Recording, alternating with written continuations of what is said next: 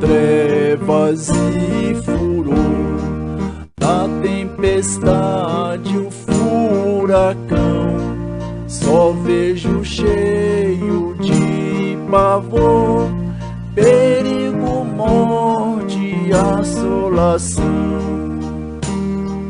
Aflito estou a procurar para minha alma um Salvador.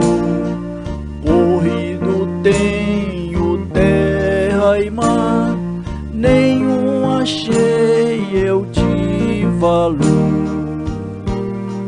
Meus olhos elevei ao céu, clamei aos anjos com ardor.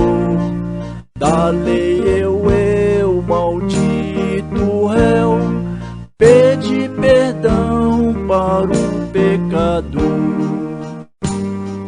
Resposta em coro pude ouvir: perdão pra ti aqui não há, só Cristo pode te remir, e salvação só Ele dá.